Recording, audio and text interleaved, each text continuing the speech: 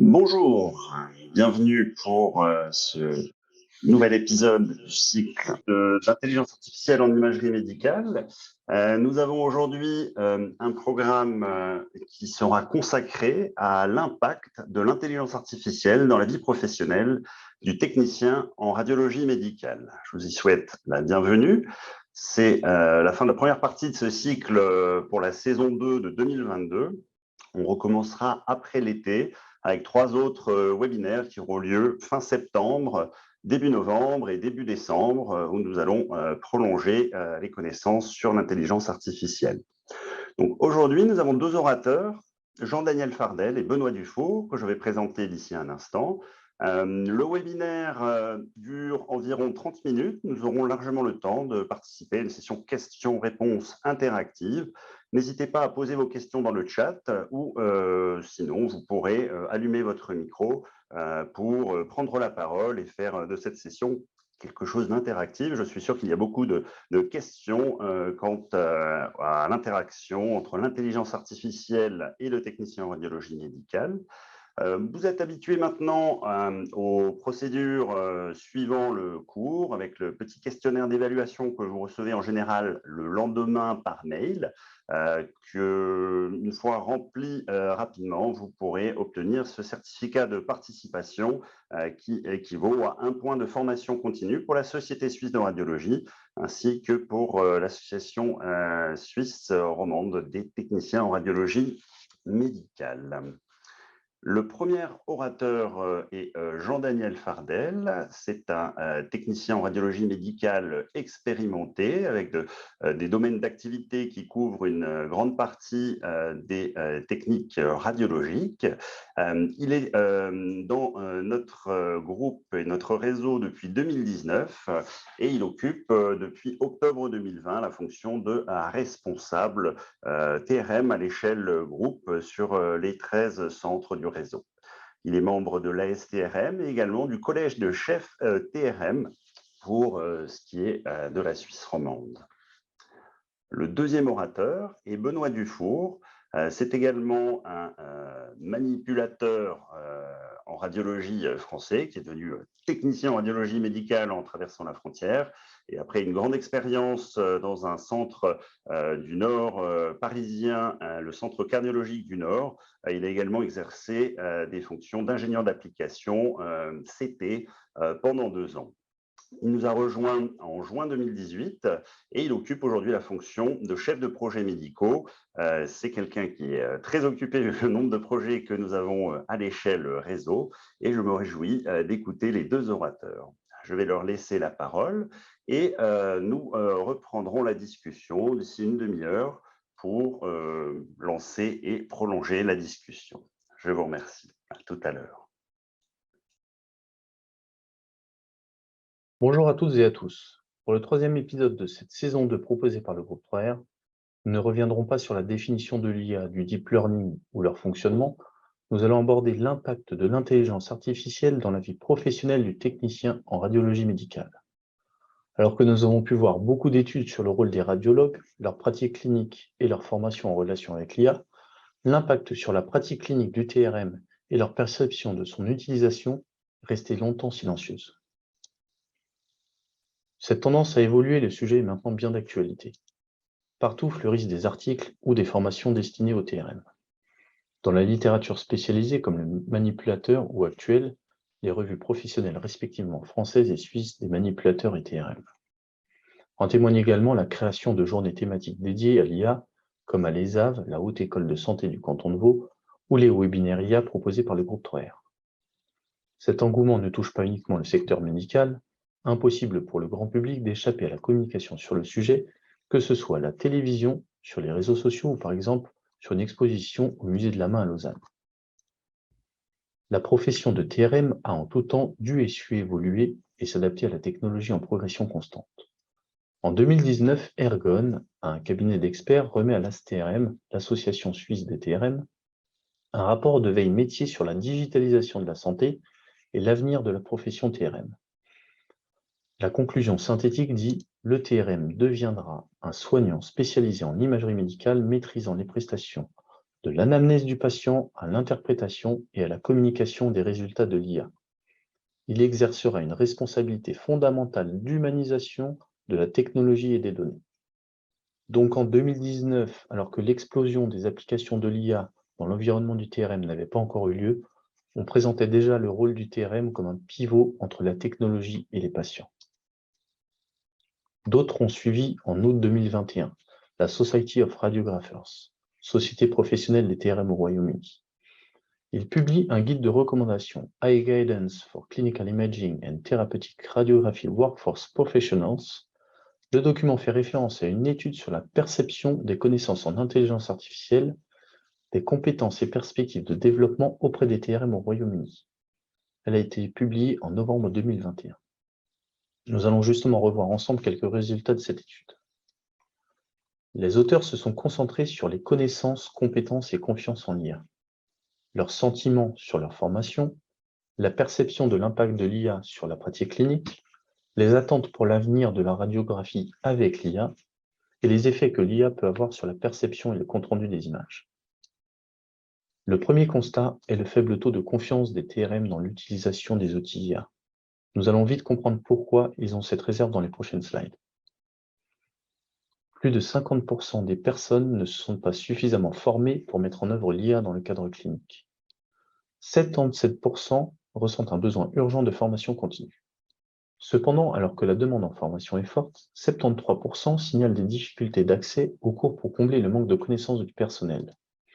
L'étude précise le contenu des formations auxquelles les TRM souhaitent accéder, comme les applications possibles, la technique et la technologie liée à l'IA, le versant éthique ou la prise en charge des patients.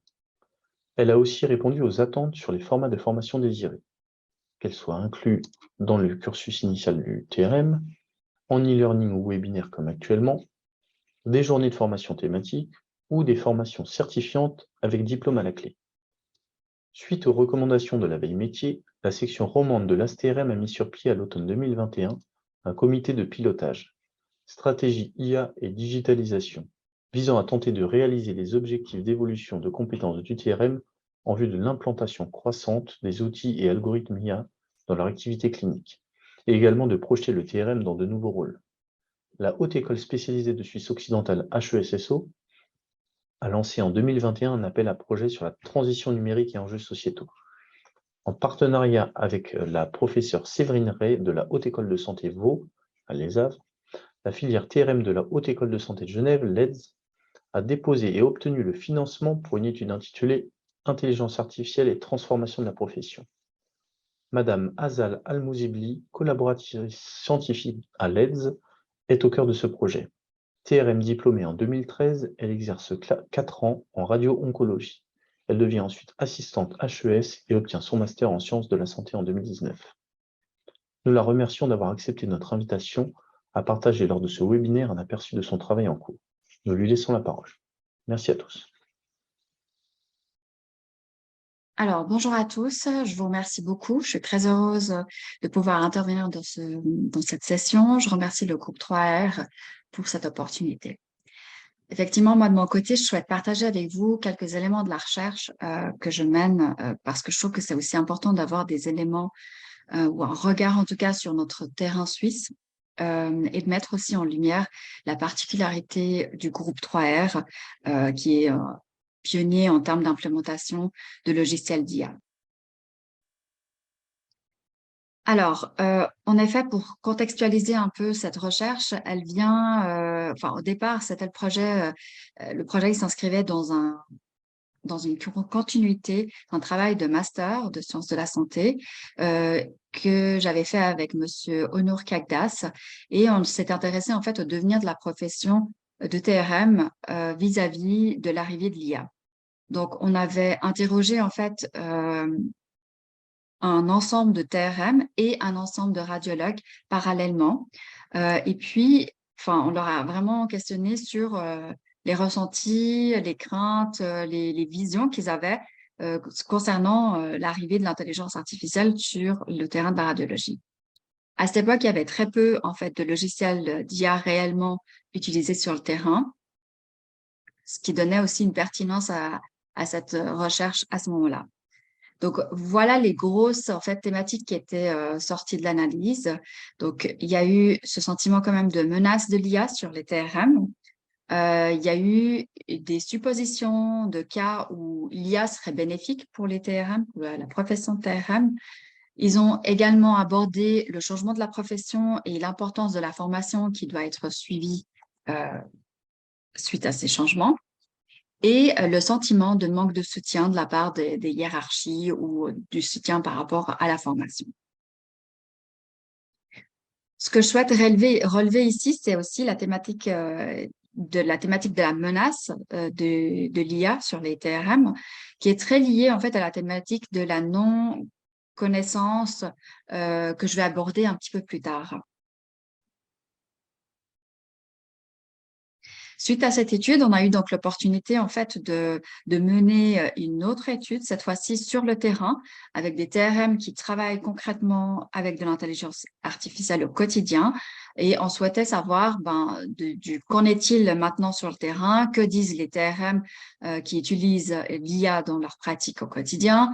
C'est là où en fait est née notre collaboration avec le groupe 3R, du fait que les centres romans, en tout cas du groupe 3R, sont pionniers en matière de nouveau d'implémentation d'IA, et c'est pour ça que c'était une opportunité très intéressante des deux côtés pour pouvoir découvrir les ressentis des TRM.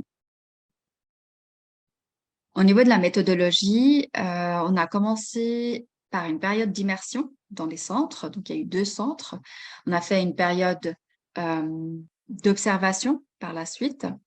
Et donc, les 2 centres du groupe 3R dans lesquels on a fait des observations. On a également mené en fait des entretiens suite à une élaboration d'une grille d'entretien.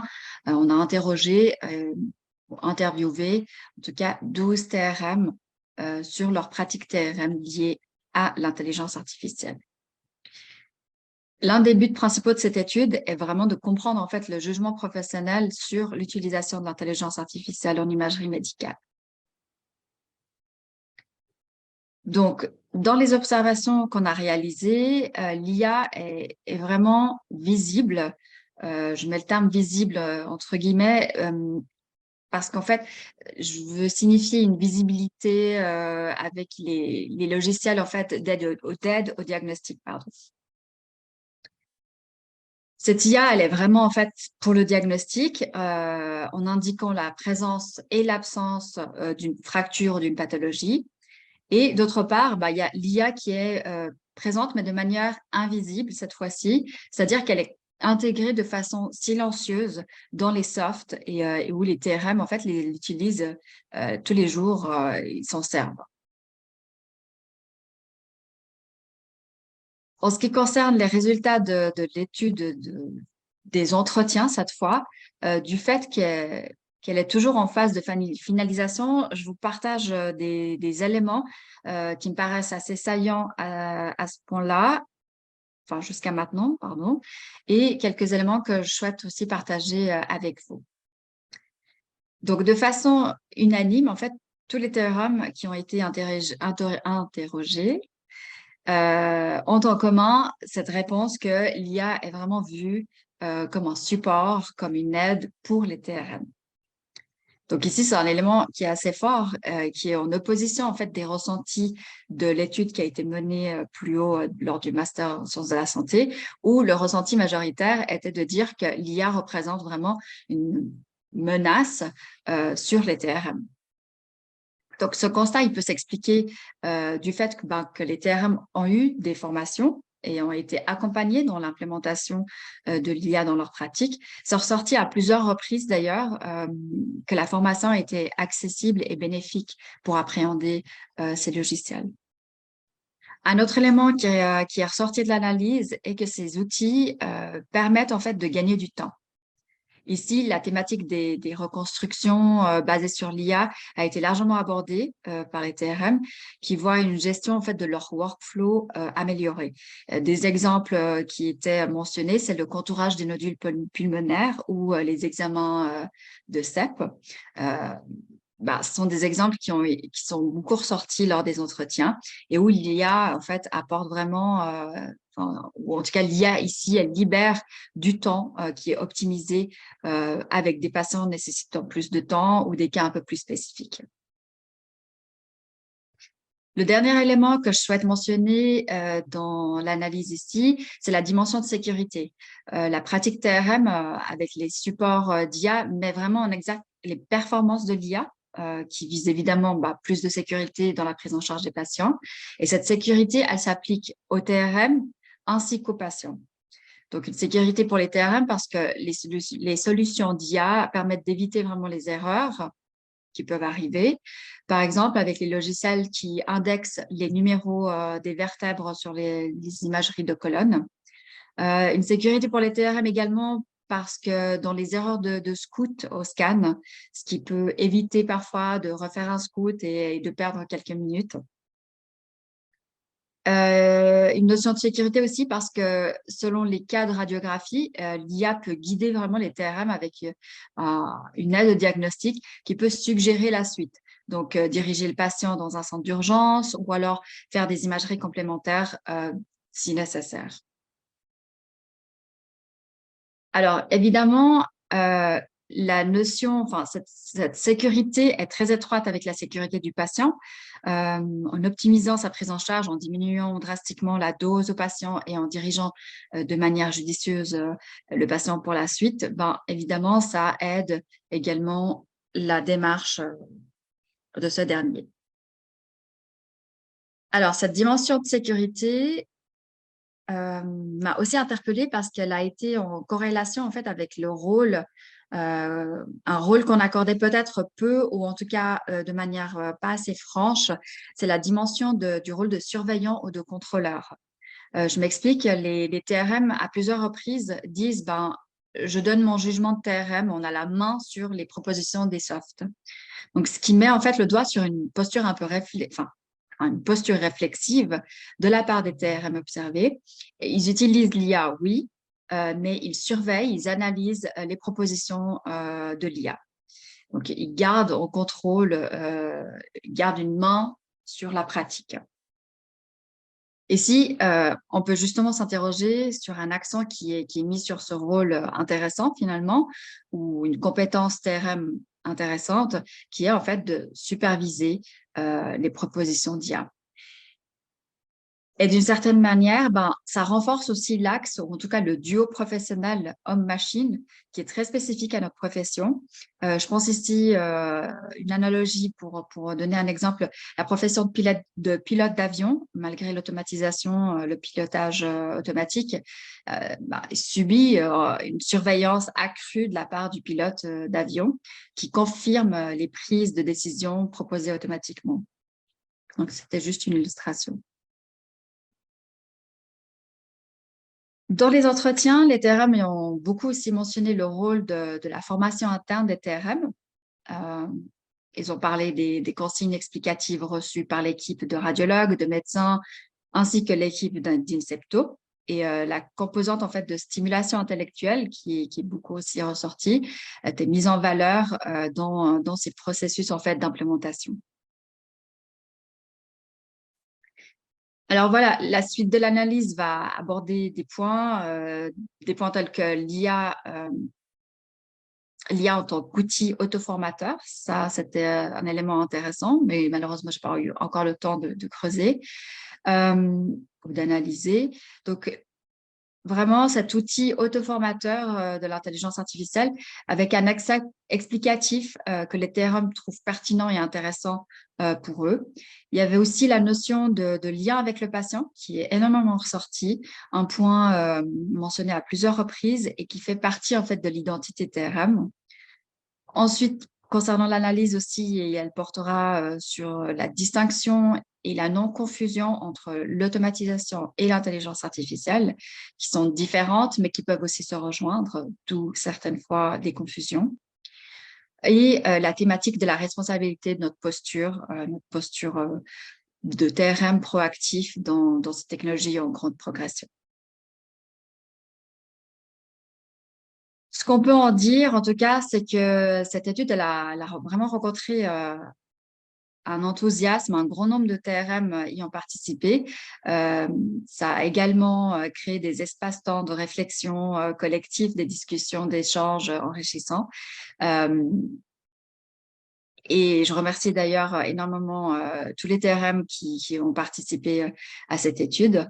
Les résultats mettent en évidence que les craintes ou la méfiance sont souvent en fait le résultat d'une méconnaissance sur le sujet et que l'importance de mettre en fait des formations prend tout son sens.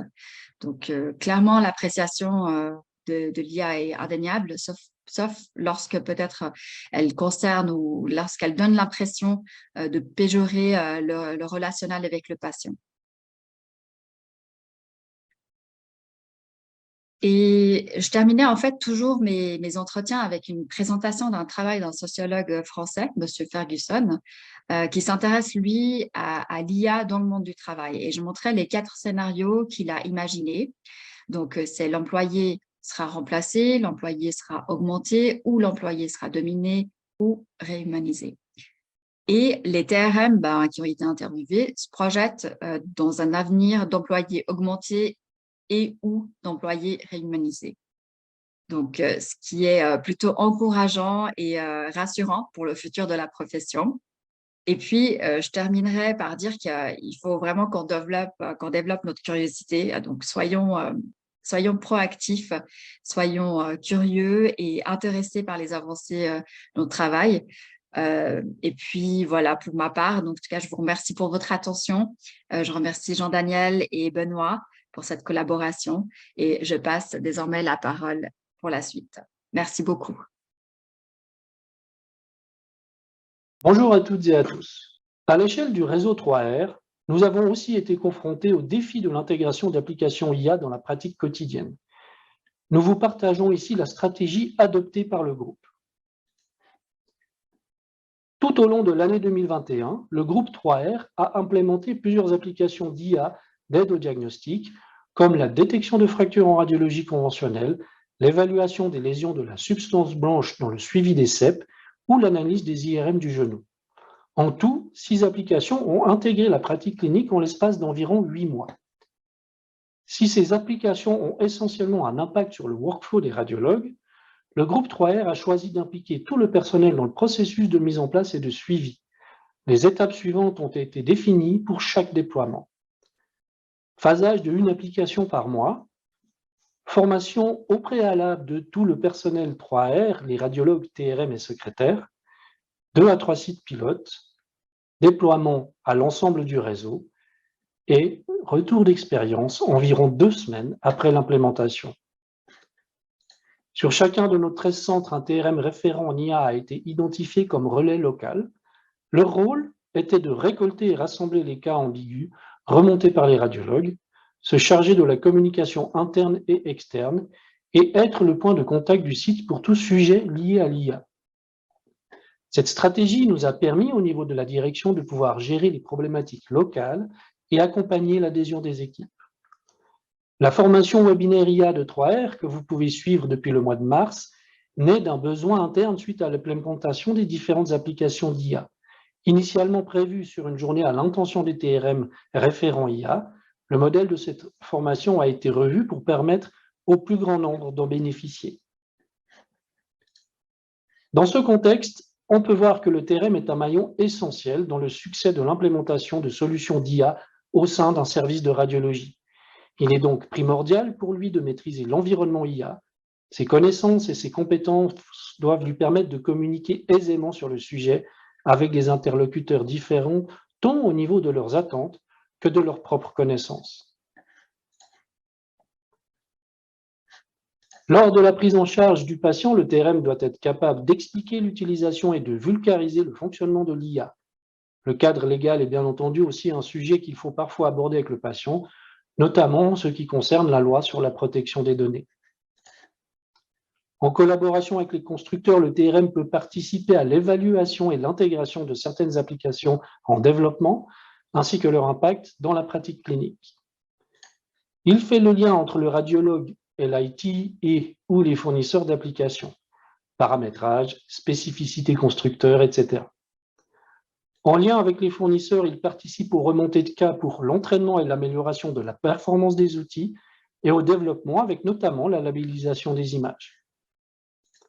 Avec les autres acteurs du secteur de la santé, eux aussi impactés par l'IA, il doit être capable de communiquer et d'échanger sur l'IA et ses développements.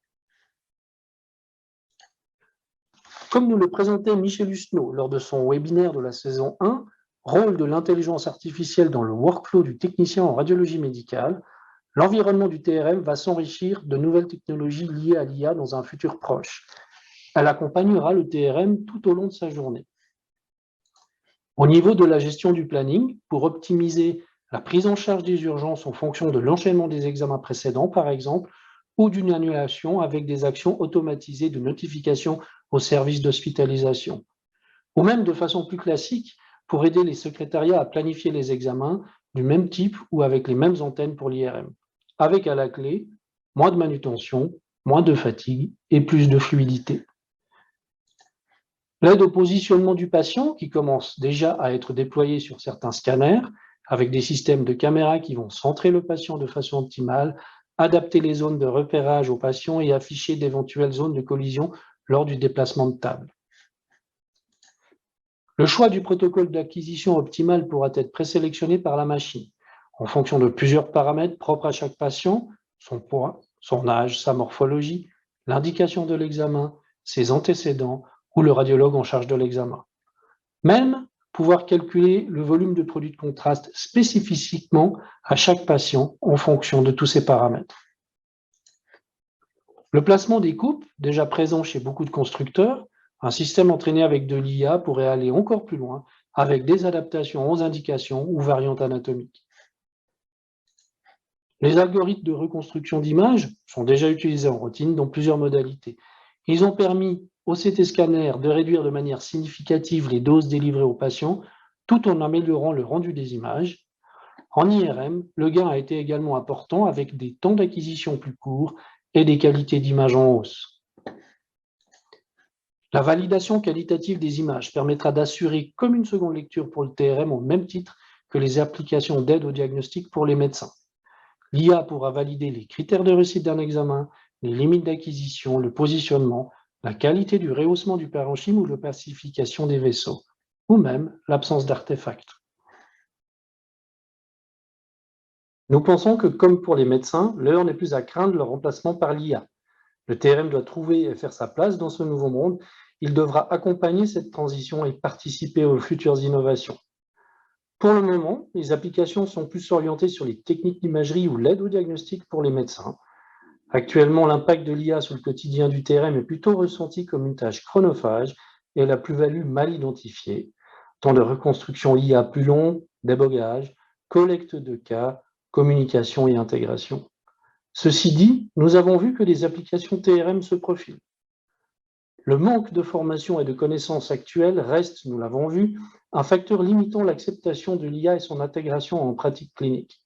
Il est donc indispensable d'intégrer et de garantir l'accès à une formation de qualité au cursus des TRM, mais aussi proposer des formations post-grade, sous forme de journées dédiées ou de webinaires comme aujourd'hui. Il est un peu tôt pour tirer un bilan. Les applications IA ayant un impact direct sur le TRM sont assez peu déployées. On peut néanmoins observer que le TRM a une place essentielle en tant que relais privilégié auprès des différents interlocuteurs. Il ne doit pas subir l'IA, mais être acteur du changement et saisir l'opportunité de redéfinir son rôle. Il a toujours fait le lien entre la technologie et le patient. Pour garantir cette compétence, il doit maîtriser l'environnement IA. Pour ça, il devra participer à sa formation et s'impliquer dans le développement et l'implémentation des futures applications. L'IA est un outil de performance amélioré, ce n'est pas un substitut au TRM. Si une application IA apporte une plus-value aux patients, aux radiologues ou aux cliniciens, le TRM doit être convaincu qu'il participe à une meilleure prise en charge. Pour évaluer l'impact des prochaines étapes dans la vie professionnelle du TRM, les points suivants devront être mesurés et monitorés. La satisfaction dans l'environnement professionnel comme la qualité de la prise en charge, la relation patient-soignant, la confiance et la maîtrise des outils. La fluidité du workflow, l'aide au positionnement des patients, à la planification et le protocolage des examens permettront de diminuer le temps d'attente, augmenter la satisfaction des patients et réduire le stress des TRM. La productivité comme indicateur de performance pure. La plus-value des applications IA doit permettre de diminuer la pénibilité, augmenter la satisfaction et fluidifier le workflow tout en garantissant une haute qualité de prise en charge. La qualité de la prise en charge et des examens doivent permettre un meilleur diagnostic. En ce sens, le retour des expériences patients est primordial. L'outil IA doit en finalité apporter un bénéfice aux patients, que ce soit dans la rapidité de la prise en charge, le confort lors des examens, l'économie de doses radiologiques ou de contraste injectés et la qualité du diagnostic.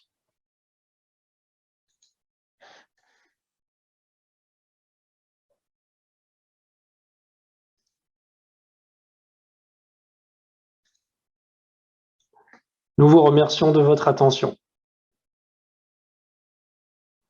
Ok, alors merci Jean-Daniel qui est avec moi ce midi et Benoît, ainsi que Azal Al-Mouzibli qui a participé également à la réalisation de ce webinaire.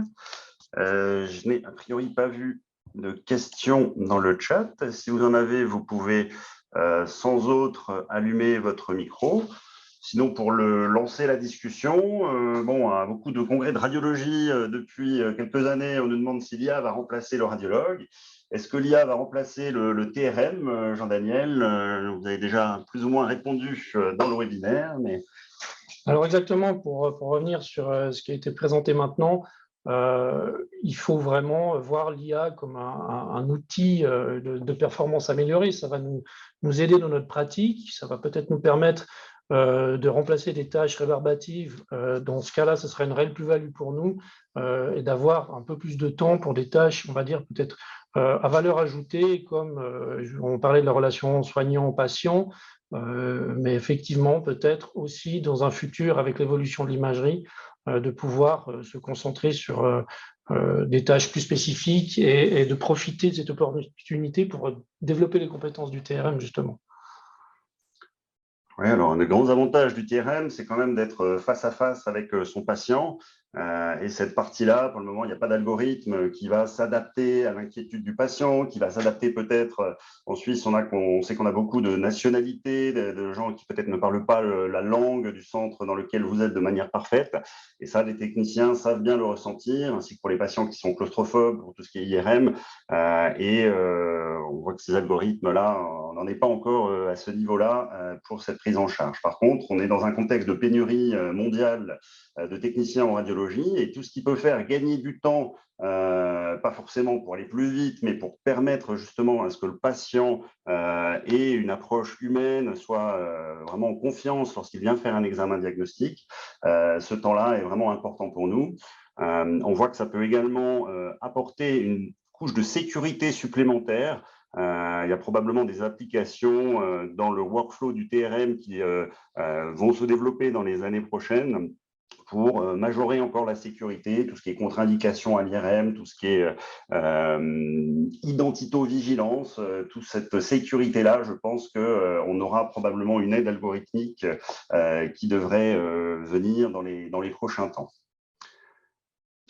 Benoît, un commentaire sur…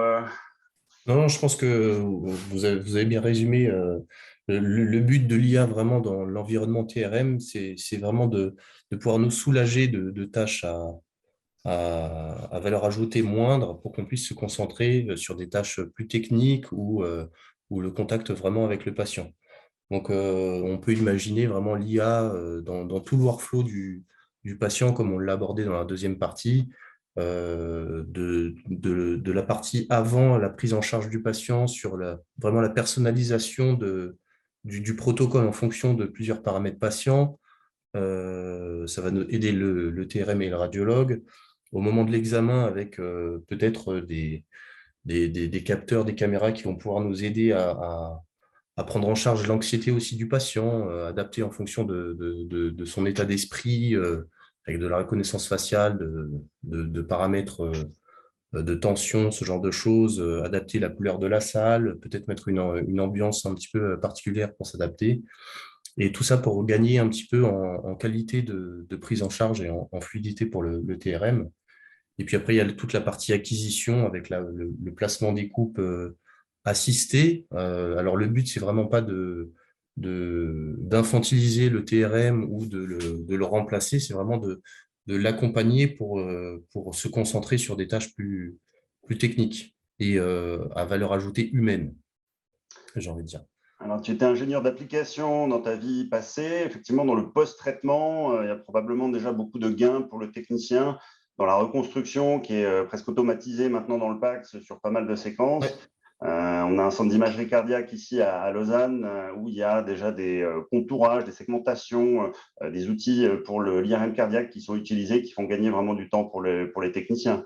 Ça répond peut-être en partie à la question de Patrick Vorlet qui demande pour Azal et puis pour l'ensemble du panel qu'est-ce qu'on a pu gagner comme temps avec l'implémentation de certains outils.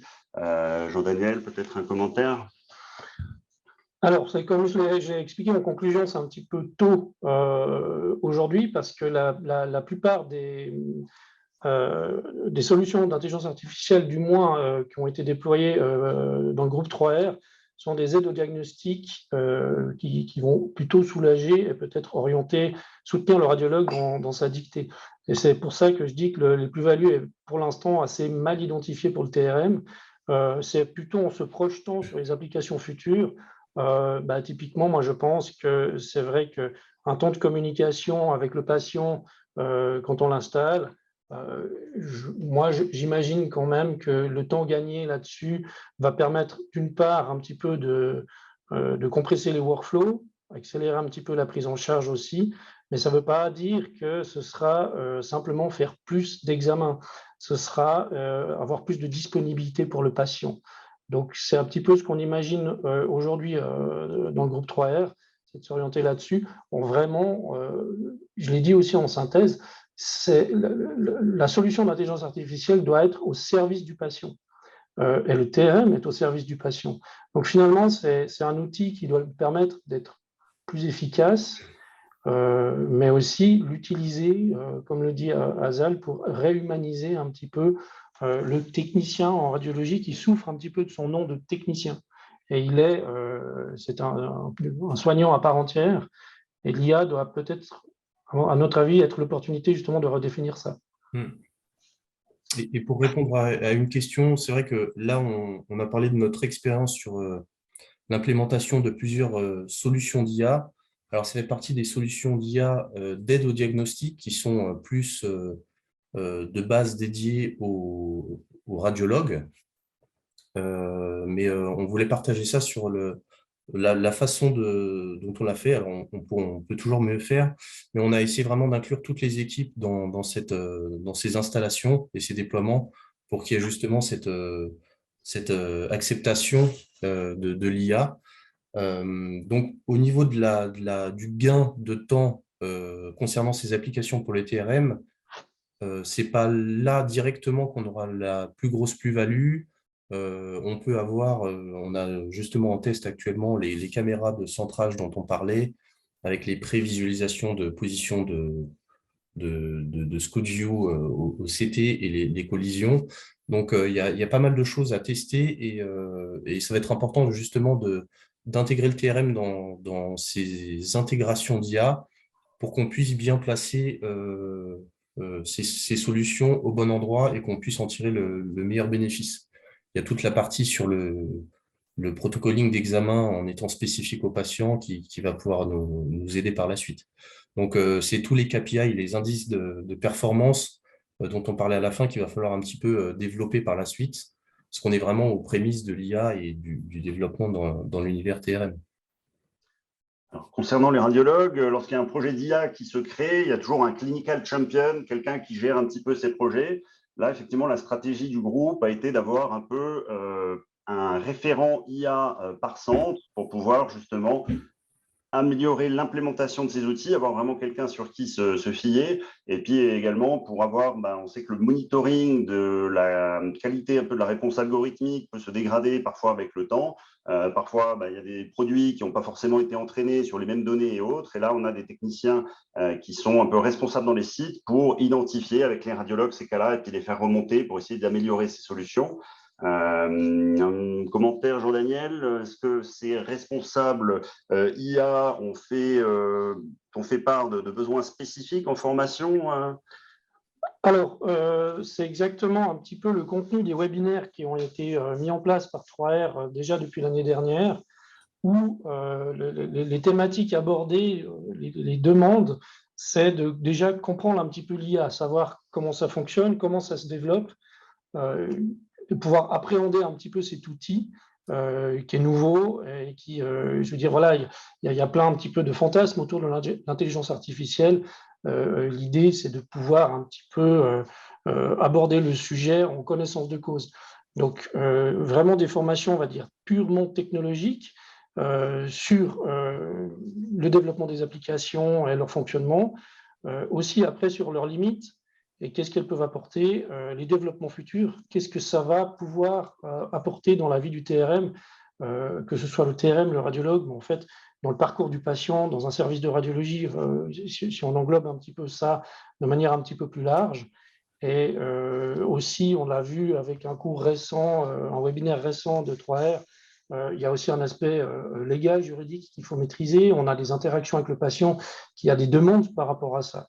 Donc, il faut qu'on soit capable de vulgariser justement auprès du patient un fonctionnement d'IA, de lui donner les limites, de lui expliquer quel est l'humain qui se cache en fait derrière une intelligence artificielle, et aussi pouvoir poser un cadre légal, notamment pour ce qui concerne la protection des données. C'est des sujets qui sont hyper d'actualité, souvent débattus au-delà du secteur médical. On voit passer ça à la télé pratiquement maintenant tous les jours. Donc, c'est vraiment des sujets que le TRM doit pouvoir maîtriser. C'est-à-dire on doit apporter à sa connaissance et à ses compétences ces sujets-là pour qu'il puisse être à l'aise en communication avec l'IA, mais aussi en utilisation de l'outil. Je pense qu'il y a une formation continue aussi qui est importante, parce qu'en IA, quand on va dans les congrès là, de radiologie, toutes les citations, c'est des articles de l'année même ou de l'année précédente. Ça va très vite au niveau des connaissances et des changements. Ce qui était d'actualité en 2019 est déjà passé, etc. Donc, il y aura besoin vraiment d'une formation continue sur du long terme, que ce soit pour les radiologues, mais aussi pour les TRM. Alors, on avait pu faire à Fribourg il y a quelques années avec la STRM une réunion sur un peu de la vulgarisation de l'intelligence artificielle. Je ne sais pas si au niveau de la formation, dans les 3 ans de formation des TRM, à l'heure actuelle, il n'y a pas pour le moment de formation. Alors, on a Patrick Vorlet qui est connecté, qui est le responsable de la STRM. Je ne sais pas si vous avez la possibilité de nous dire s'il y a des choses qui sont prévues pour faire bouger un petit peu les lignes dans la formation déjà des jeunes qui ne sont pas encore diplômés. Oui, merci. Bonjour à tout le monde. Effectivement, merci pour la question. Donc déjà, en formation initiale, c'est prévu, je ne sais pas si vous êtes au courant, mais il y a une révision du plan d'études cadres. C'est en gros le contenu du programme de formation du bachelor. Et il y a une nouvelle mouture qui commencera justement cet automne 2022, où sera intégré les principes fondamentaux de l'IA. Et puis, nous, avec l'association, effectivement, Jean-Daniel fait partie d'un groupe, une commission qu'on a créée pour justement intégrer l'IA pour les TRM. C'est un de nos premiers objectifs, c'est effectivement de créer de la formation continue. Et ça, on le voit à travers votre exposé que c'est fondamental. Donc après, qu'est-ce qu'on y met? Ça, c'est toujours la grande question, mais voilà, en tout cas, il en faudra. Merci. Alors, on a quelques petites questions dans le chat. Bonjour, je voulais savoir quelles sont les connaissances de base nécessaires en informatique ou en programmation pour les TRM afin de pouvoir utiliser l'IA en pratique. En tout cas, pour les radiologues, on a quelques profils qui commencent à émerger de radiologues, codeurs, etc. Mais c'est vraiment une minorité immense. La plupart des radiologues ne sont pas forcément très bons en informatique, même ceux qui s'intéressent ou pas à l'IA. Et je pense que pour les TRM, c'est pareil. À première vue, il n'y a pas besoin de grosses connaissances en informatique ou en programmation pour se familiariser un petit peu avec les outils. La radiologie se rapproche un peu des data science et que ce soit les industries ou les startups, lorsqu'on implémente ces produits-là, pour voir comment ça fonctionne au niveau envoi des images, etc. Il y a tout ce cadre juridique aussi dont Jean-Daniel parlait. Mais en tout cas, à l'heure actuelle, sauf si vous voulez créer vous-même un algorithme, parce qu'il y a toujours des bonnes idées, tout le monde a des bonnes idées, et puis peut-être vous êtes technicien et vous avez une idée qui pourrait révolutionner votre workflow ou avoir une efficience et de la valeur pour vous, pour les patients, pour les radiologues, pour les prescripteurs. À ce moment-là, soit vous vous associez peut-être avec des gens qui ont ces compétences-là, soit vous avez cette double casquette, mais je ne sais pas s'il y a beaucoup de TRM qui sont à l'aise en code ou en programmation, mais en tout cas, ce n'est pas un prérequis pour pouvoir travailler aujourd'hui avec l'IA. Moi, je ne code pas, par exemple, et puis on a participé à la création d'un outil, on utilise ces solutions-là, mais en tout cas, ce n'est pas un prérequis. Mais probablement que dans les années suivantes, avec l'évolution de l'enseignement, on voit que ça change pour les TRM, que aussi dans les études de médecine pour les radiologues, ça change. On aura de plus en plus de profils de gens qui ont un background d'engineering et une activité médicale ou paramédicale et qu'eux-mêmes vont pouvoir créer des startups ou des produits et être intégrés. Mais en tout cas, à l'heure actuelle, on n'est pas obligé de coder pour utiliser ces outils. Je pense qu'actuellement, c'est vraiment important pour le TRM, comme le disait aussi Azal, de comprendre la différence entre IA, deep learning et automatisation, savoir comment fonctionne le deep learning, l'entraînement des applications, pour connaître un peu, en fonction de ce qu'on va donner à l'algorithme, ce qui en ressort, pour comprendre un petit peu la chaîne. Même s'il y a toujours cette black box dont on a discuté dans les webinaires, qui est un peu plus obscur au niveau du réseau neuronal, mais il y a différentes façons d'entraîner un algorithme. Et voilà, faut juste actuellement comprendre pour le TRM qu'est-ce que l'IA, le deep learning, et comment on entraîne une IA, son fonctionnement, et comment elle est censée se comporter et quelles sont ses limites, justement. Par contre, c'est sûr que les nouvelles générations de TRM vont travailler avec l'IA. Ça va rester, ça ne va pas disparaître, ce n'est pas un effet de mode ou autre. On voit qu'il y a déjà des systèmes qui permettent de contrôler en temps réel la qualité d'une mammographie dans un programme de dépistage, par exemple, où là, le technicien n'est pas forcément obligé d'aller déranger le radiologue pour lui demander de contrôler l'examen. Ça va peut-être aussi améliorer les relations entre les techniciens et les radiologues, où les radiologues, des fois, se plaignent d'être interrompus pour des choses qui ne le nécessitaient pas forcément. Mais en tout cas, le technicien va avoir des aides avec ce type de solution. On voit que dans les appareils également, par exemple l'IRM ou autre, il y a des solutions qui vont être intégrées. On a notamment une startup qui a un produit sur l'IRM cérébral où au cours de l'examen, ils peuvent alerter le technicien pour orienter vers tel ou tel protocole en fonction des premières trouvailles. Ça, c'est des choses qui vont diminuer aussi les interruptions pour le radiologue et qui vont donner peut-être plus de responsabilité au technicien. Bien entendu, s'il y a le moindre doute ou s'il n'est pas d'accord, il peut overrule le résultat de l'algorithme ou poser la question au radiologue, mais ça devrait en tout cas participer à les autonomiser. Ouais. Et aussi de l'utiliser pour l'éducation, parce que voilà, que le TRM ne se repose pas totalement sur l'IA, mais on peut voir ça aussi comme un projet d'éducation où, à force d'être confronté, parce qu'on voit avec la téléradiologie que le binôme TRM-radiologue, des fois, géographiquement, on n'a plus le lien direct. Ça peut justement attirer l'attention du TRM sur une pathologie, et pour qu'à l'avenir, déjà, il puisse avoir un esprit critique, comme tu disais, Benoît, sur le résultat de l'IA, mais aussi à mieux reconnaître une pathologie par la suite. Donc, il y a aussi un but d'éducation derrière tout ça, qui est intéressant. De ne pas prendre le résultat de l'algorithme comme parole d'évangile. En tout cas, il faut rester critique et savoir les forces et les faiblesses de ces outils. On a une question de Serge Reven. Expérience IA et prescription, ou en tout cas ordering en anglais d'examen. Validation, erreur, demande externe. Il y a en tout cas des outils d'aide à des clinical decision support qui existent déjà pour aider les prescripteurs à choisir l'examen qui est le plus indiqué par rapport à la situation clinique du patient. Là, c'est effectivement des sujets de travaux actuels. On est également en train de travailler dessus, de voir comment, à l'avenir, finalement, en fonction de la prescription du médecin, on puisse de manière algorithmique extraire des informations qui permettraient de dire quel est l'examen le plus approprié. Donc déjà, quel type d'examen faire, entre par exemple scanner IRM, et surtout le protocole, parce qu'on voit qu'une partie, en tout cas du temps radiologue, qui est précieux, parce qu'on est tous avec des workloads assez importants, quand on protocole tous les jours le même examen de diverticulite, alors que ça fait 20 ans qu'on fait la même chose, il y a peut-être du temps qui peut être gagné en automatisant certaines de ces choses. Donc, c'est des travaux qui sont en cours, qui devraient sortir probablement dans les prochaines années. Et puis, effectivement, on devrait pouvoir gagner du temps sur ces prescriptions d'examen et qu'elles soient adéquates, qu'on n'ait pas de mauvaises surprises avec des examens qui ne sont pas du tout appropriés. Pour ce qui est, j'ai quelque chose qui m'est passé par la tête, mais j'ai perdu la pensée. Alors, qu'est-ce qu'on peut encore discuter dans le chat? Je ne vois pas d'autres questions. Oui, ce qui m'est passé par la tête, là, c'est que dans les congrès là, de MSK, où j'étais la semaine dernière, par exemple, ils nous montrent qu'on va dans un trend de toujours accélérer de plus en plus les protocoles d'examen IRM, avec des genoux, par exemple, en 5 minutes ou autre. Et ça aura aussi un impact sur la vie du technicien. Tout ce qui est système de reconstruction, efficience dans l'acquisition de l'examen.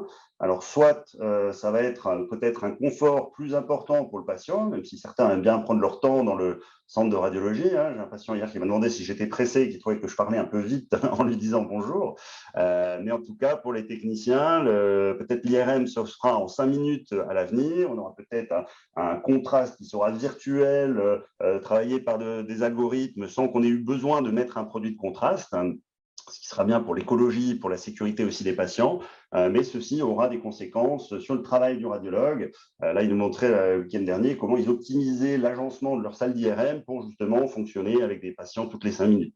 Donc, le but n'est pas toujours de faire toujours plus ou autre, mais de toute façon, les techniciens vont être confrontés dans de multiples aspects à l'IA dans leur travail au quotidien. On l'espère pour le meilleur, le but n'étant pas de faire de l'abattage et puis de faire une IRM plus rapide qu'une photocopie. Mais voilà, en tout cas, pour ces techniciens, je ne sais pas, Jean-Daniel, si tu avais eu des inquiétudes exprimées par les TRM lorsqu'on a implémenté ces solutions, si pour eux, ils ont accueilli ça avec zénitude ou avec engouement? Alors, il n'y a pas eu on va dire, ils n'ont pas exprimé clairement le fait d'avoir une crainte d'être en guillemets remplacé par l'IA ou de devoir assumer un workflow qui sera beaucoup augmenté. C'est plutôt une crainte un petit peu comme ça, dans des discussions qu'on peut avoir, sur la crainte de perdre peut-être certaines compétences. Comme on dit aujourd'hui, il y a des outils qui nous aident à placer les coupes, qui vont nous aider à même positionner le patient. Et c'est l'essence même un petit peu du travail du TRM, ça. Alors, il faut vraiment voir ça comme un outil de performance améliorée, mais pas de substitut. Alors, je pense que c'est aussi, Azal l'a relevé, un petit peu la peur de l'inconnu, c'est-à-dire qu'on ne sait pas exactement jusqu'où ces applications d'IA vont nous emmener. Et comme je l'ai dit plus tôt tout à l'heure, il y a beaucoup de fantasmes autour de l'IA. Ça reste, en guillemets, un outil, il faut qu'il soit validé par des humains et qu'il soit exploité par des humains. Donc aujourd'hui, il faut vraiment adopter ces outils sans craindre de perdre en compétences. Au contraire, on va peut-être développer des nouvelles compétences. On parlait aujourd'hui, valider une qualité d'image, c'est notre métier. Est-ce qu'un outil va nous aider à aller plus vite là-dedans ou éventuellement proposer un protocole plus adapté? Oui, mais ça veut dire aussi que le TRM doit avoir la compétence de juger si l'IA guide correctement. Donc, l'outil d'IA va nous aider, mais la compétence intrinsèque du TRM va rester. C'est, à mon sens, c'est indissociable l'un de l'autre. Alors, auparavant, on avait des techniciens qui parfois allaient dans l'industrie pour être ingénieurs d'application. Est-ce que maintenant, tu penses qu'on a des TRM qui vont se reconvertir dans application spécialistes, des outils d'IA pour l'industrie? Est-ce que c'est quelque chose qui existe déjà? Alors, existait déjà, je ne sais pas, mais je vois tout à fait des profils TRM comme ceux qui allaient vers l'éducation spécialiste, ingénieur d'application chez les constructeurs machines, des TRM qui vont partir dans des fournisseurs d'applications IA. D'ailleurs, si, c'est déjà le cas, j'en connais déjà. Et qui vont participer à la formation sur site parce qu'on est, comme on le disait, le TRM est quand même vraiment le pivot entre le médical, la technologie depuis fort longtemps et le patient. Et du coup, on a quand même une position qui fait que sur site, pour des formations ou même après pour mieux intégrer des, des, des, des projets d'IA dans le workflow, on a quand même une vision transversale de ce qui se fait. Donc, oui, je pense qu'il y a beaucoup de TRM qui, au lieu d'aller chez des constructeurs d'appareils, vont finir chez des développeurs d'IA.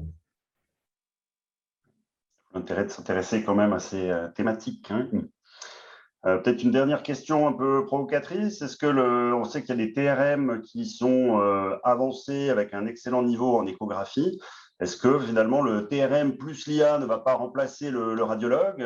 C'est déjà, en tout cas, il y a des TRM qui font leurs échographies, mais si on rajoute de l'IA qui préanalyse, qui assure la sécurité des examens, est-ce que finalement on n'aura pas une fusion du métier radiologue TRM avec un seul point de contact humain et l'IA avec beaucoup de choses qui seront faites de manière automatique? Est-ce que c'est quelque chose qu'on pourrait envisager, Benoît? Je ne sais pas. Alors, pourquoi tu me poses cette question? C'est un peu compliqué. Je pense qu'on n'y est pas du tout et que on a quand même le binôme radiologue, pour moi, qui est important et indissociable avec le versant. Alors, le radiologue a quand même un versant humain à conserver quand il fait des gestes, des échos aux patients ou des gestes interventionnels. Mais il y a vraiment le côté médical et prise en charge patient. Je pense qu'on a quand même deux métiers. Alors peut-être que d'ici 30 ans, on tendra à converger, mais je pense qu'on n'en est pas là. Il faut juste voilà, que chaque profession soit impliquée dans ces développements pour qu'on puisse en tirer le meilleur, quoi. Et c'est pour ça que les associations TRM, faut qu'elles poussent dans le sens éducation et pour emmener les TRM dans ce train. Ok, bah écoutez, en conclusion, on voit que les TRM, comme les radiologues, sont impactés dès aujourd'hui par l'intelligence artificielle, que ça ne va pas aller en s'arrêtant et qu'il faut s'intéresser à ces thématiques-là, que la formation est un point capital. Donc, les instituts de formation ont leur rôle à jouer là-dedans. Il faut continuer de ne pas se dire qu'une fois que j'ai travaillé peut-être quelques cours à l'université sur ce sujet-là, c'est réglé. Les choses évoluent très vite. La formation continue sera très importante. C'est une des raisons pour laquelle on fait ce type de webinaire. On voit en tout cas que la discussion entre les TRM, les radiologues et puis les fournisseurs un peu de ces solutions-là est quelque chose dans lequel le TRM a vraiment toute sa place. Et puis merci à vous, Benoît et Jean-Daniel, ainsi que Azal, pour la présentation de ce webinaire. En conclusion, nous aurons une pause estivale sur ces webinaires qui sera accessible en replay. Et puis, on reprendra fin septembre avec, je crois, les implications sur les cancers radio-induits, des réductions de doses que l'intelligence artificielle a permis de faire les dernières années. On aura Frédéric Azanca, qui est physicienne médicale et responsable du secteur recherche et développement au sein de notre groupe, qui nous présentera des travaux très prometteurs qui ont été faits dans ce début d'année pour justement mesurer l'impact de tous ces travaux qui ont été faits pour réduire la dose, notamment avec l'intelligence artificielle embarquée dans les scanners maintenant pour diminuer la dose aux patients. Alors, je vous remercie de votre attention. On a pu avoir une discussion riche. Merci à Patrick Vorlet aussi qui a participé aux questions qu'on a sollicitées. Et puis, je vous souhaite à toutes et à tous une belle après-midi. Au revoir. Merci à tous. Au revoir. Au revoir.